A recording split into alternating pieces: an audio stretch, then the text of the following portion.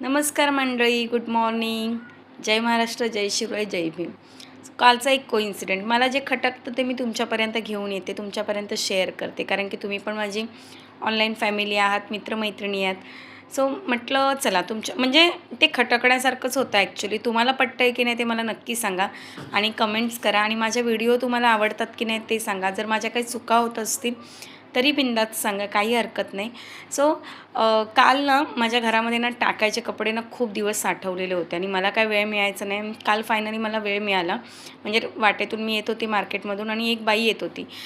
ते तुम्हाला माहिती आहे का की कपड्यांवरती भांडी वगैरे मिळतात असं. तर मी म्हटलं टाकायचंच आहे तर एकदा ट्राय करूया, तिला विचारूया घेते का म्हणून. आणि ती उन्हात खूप बसली होती तर मी पण विचार केला, म्हटलं जाऊन दे बिचारी, जर घेत असेल तर असं पण मी टाकूनच देणार आहे आणि त्याच्याबदल्यात जर काय भांडं भेटत असेल तर अजून चांगली गोष्ट आहे. सो मी तिला घरी घेऊन आली आणि मी तिला दाखवले कपडे, जे तिला पाहिजेत ते तिने घेतलं आणि त्याच्यावरती तिने म्हणजे भांडं दिलं, वस्तू दिली. सो तिने वस्तू दिली आणि उन्हातून आली होती. सो मला पण थोडंसं म्हणजे हे वाटलं की म्हटलं चला आपण म्हणजे तेवढी तरी माणुसकी आपल्यात आहे. सो मी तिला विचारलं, म्हटलं पाणी पिताय का? तर तिने मला सडनली असा क्वेश्चन केला, तुम्ही मराठी आहात का? म्हटलं हो. आता मी तिच्याबरोबर हिंदीमध्ये बोलत होते आणि ती आय थिंक गुजराती होती, कारण की तिची साडी ती गुजराती टाईप होती. ती कोण होती मला माहीत नाही आणि मी काय त्याच्याशी म्हणजे त्याच्याशी माझा काही संबंध पण नाही. ती कोणी असून दे.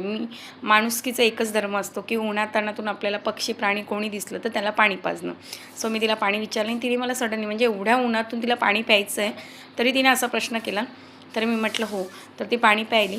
नंतर मी विचार केला की अरे, म्हणजे जर मराठी नसतं तर वेगळ्या नळाचं पाणी येणार होतं का? आणि जर दुसरे कुठले असतं तर वेगळ्या नळाचं पाणी येणार काय? कॉमन सेन्स आहेत.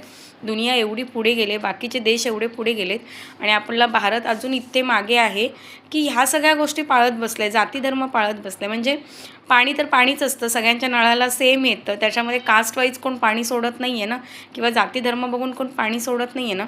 मग अजूनपर्यंत एवढ्या सगळ्या गोष्टी वाढल्या आहेत, सायन्स एवढं पुढे गेले तरी लोकांच्या डोक्यामध्ये एवढे वाईट विचार अजून कुठून येतात?